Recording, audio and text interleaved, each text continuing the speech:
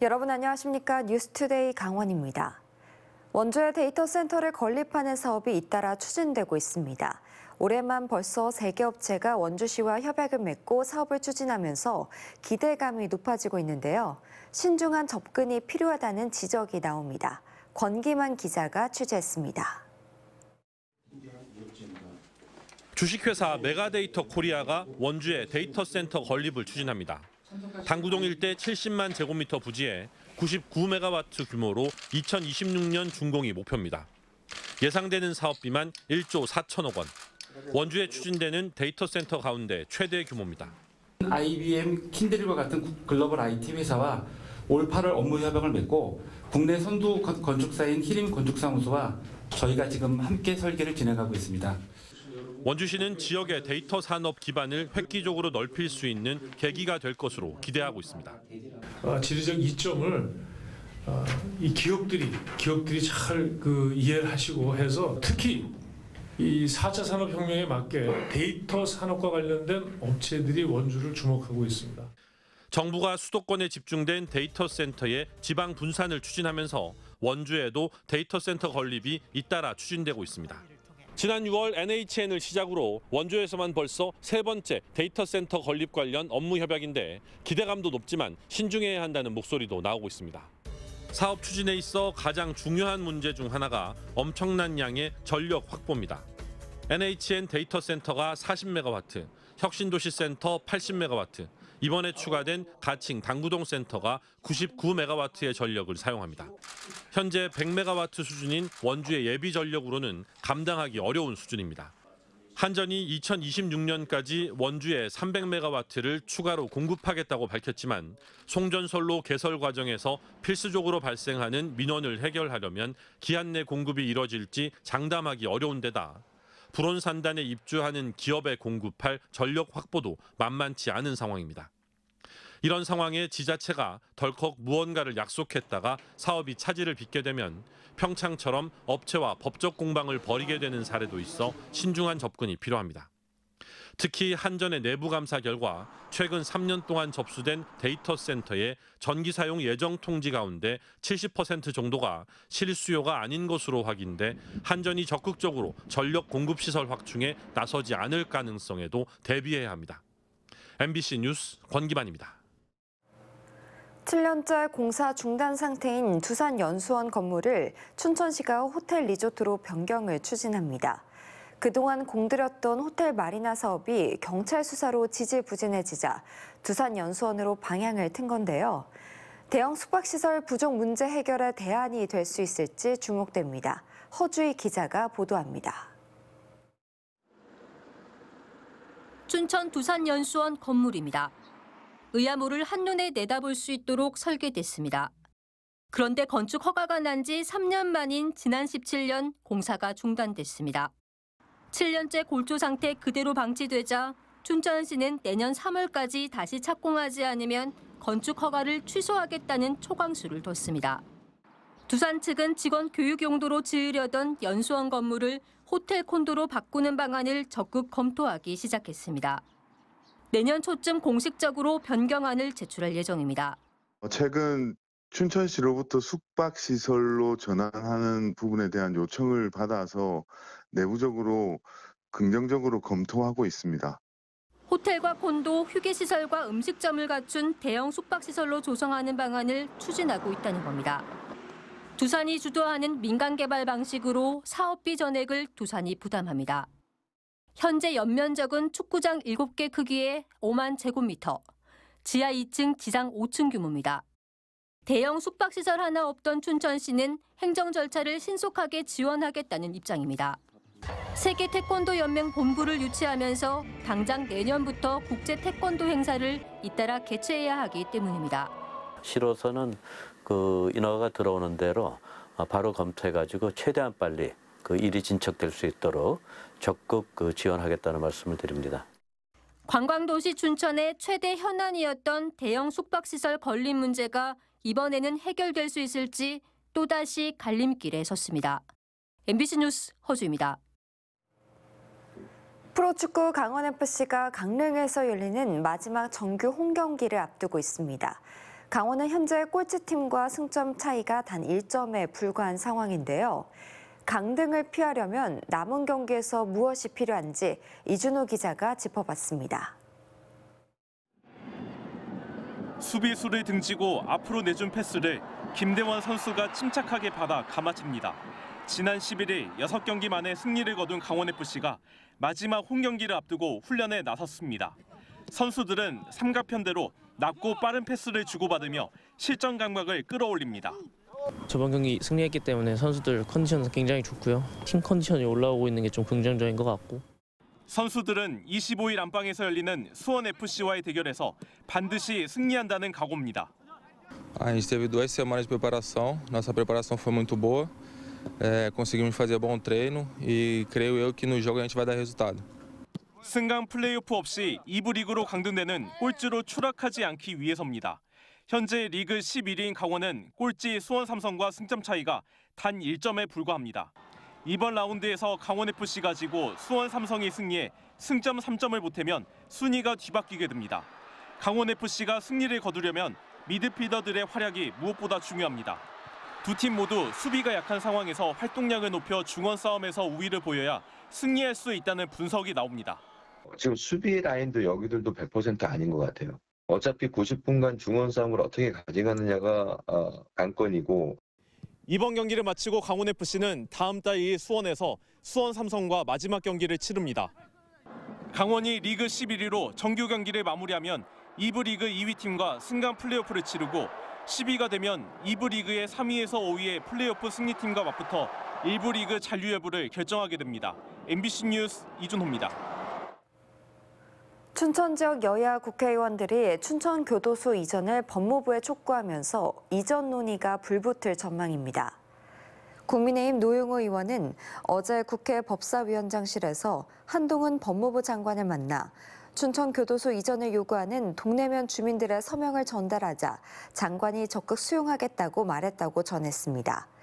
더불어민주당 허영 의원도 법무부 교정본부장이 찾아와 춘천교도소 이전 문제와 관련해 TF 구성을 포함한 이전 대책 마련에 적극 참여하겠다는 답변을 받았다고 밝혔습니다.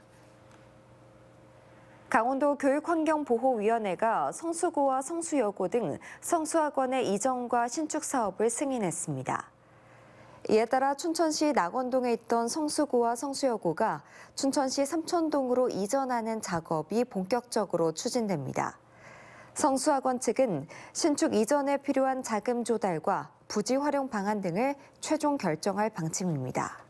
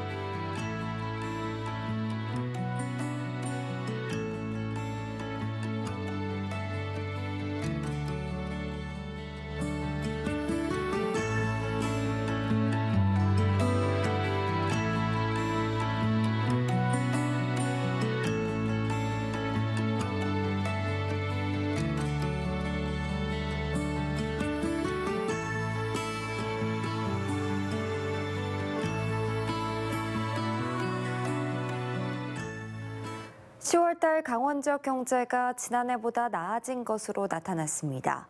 한국은행 강원본부가 발표한 11월 실물 경제 동향을 보면 제조업 생산은 지난해 같은 달보다 6.3% 증가했고 취업자 수도 2만 명 늘었습니다. 산업기계 수입액은 74.8%나 늘었지만 건설 수주액은 73.4%가 감소했습니다. 관광 수요도 줄어들어 방문자 수는 8.3%, 관광업의 매출은 2% 떨어졌습니다. 산림청을 강원도로 이전하자는 주장이 나왔습니다. 강원도의회 원재용 의원은 어제 열린 제324회 정례회 제2차 본회의 5분 자유 발언에서 대한민국 산림 면적의 21.6%를 차지하고 있는 강원도는 대한민국 산림 수도라며 산림청의 강원도 이전을 촉구했습니다. 특히 강원도는 전체의 81.2%가 산림이어서 산림 관리 경험이 많고 남북 산림 교류 협력의 전초기지 역할을 하고 있다며 산림청 이전을 도전과제로 삼아줄 것을 강원도에 건의했습니다. 전교조 강원지부가 사교육 업체를 불러 교육정책 설명회를 열었던 강원도 교육청을 비판했습니다. 전교조는 도교육청이 지난달 27일 학부모 교육정책 공감 한마당 행사에 사교육업체 임원을 불러 설명회를 했다며 공교육 정상화에 힘써야 할 교육청이 오히려 사교육을 조장하고 있다고 지적했습니다. 특히 교육부가 경위문서 제출을 요구한 것으로 한다며 관련자를 문책하고 교육감은 사과해야 한다고 밝혔습니다. 법무부가 속초에 있는 강원북부 교도소의 수용 등급을 현행대로 유지하기로 했습니다. 속초시는 법무부가 내년부터 강원북부 교도소에 중범죄자를 수용할 수 있도록 수용 등급을 전환할 수 있다는 소식에 당초 계획을 유지해달라는 입장을 전달해 현행 경비 등급에 변동이 없다는 법무부 공식 입장을 통보받았다고 밝혔습니다. 강원북부 교도소는 건립 초기 유치 단계에서 주민들의 강력한 반대에 부딪혔다가 법무부가 중범죄자를 수용하지 않는 완화경비 처우급으로 운영하기로 결정해 지난 2020년부터 운영을 시작했습니다. 강릉시가 첨단 웨어러블 로봇과 맞춤형 AI 로봇을 활용해 가족이나 지역사회의 돌봄 없이 생활하기 어려운 발달 장애인에 대한 신개념 복지 체계를 구축합니다.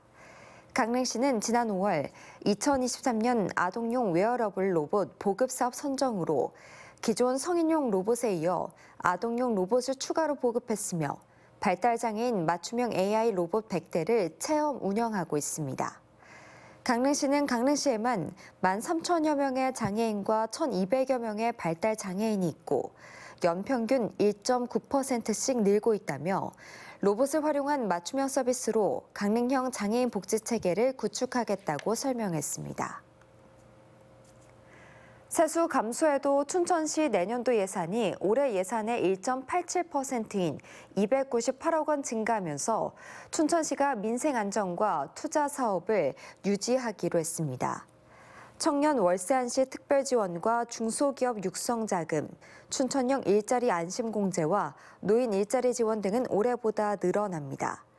또 서면대교 건설과 소양8교 건설, 수열에너지 융복합 클러스터 등 미래투자산업 예산은 적정선에서 유지하되 행사성 경비, 민간 보조금 등은 재정 안정을 위해 감액하기로 했습니다. 철원군이 올해보다 16억 원 증가한 5,580억 원 규모의 내년도 예산을 편성해 철원군 의회에 제출했습니다. 철원군은 지방세와 지방교무세 등 자체 재원이 감소하는 가운데 국도비 확보와 건전재정 운용을 통해 역대 최대 규모 예산을 편성했다고 밝혔습니다. 또 한탄강 유네스코 지질공원 명소화 사업 등 관광 분야를 비롯해 정주 여건 개선, 농업 소득 증대 사업에 예산을 고르게 배분했다고 덧붙였습니다.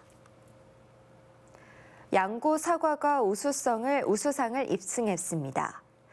2023 대한민국 대표과일 선발대회에서 양구군 김대현 씨가 출품한 시나노 골드가 농촌진흥청장상인 우수상을, 김철호 씨가 출품한 후지가 국립농산물 품질관리원장상인 장려상을 받았습니다. 이 대회는 우수한 국산 과일을 선발해 경쟁력이 있는 소비 기관을 조성하고 농가 경영을 안정시키기 위해 지난 2011년부터 농림축산식품부가 해마다 열고 있습니다. 양구 사과는 올해 290헥타르에서 4,500톤을 생산해 135억 원의 소득을 올릴 전망입니다. 영월군이 드론 메카로 탈바꿈한 영월과 강원도라는 주제로 개최한 전국 드론 영상 사진 공모전에서 이황준 작가의 영상 강원 하늘을 품다가 통합 대상작으로 선정됐습니다.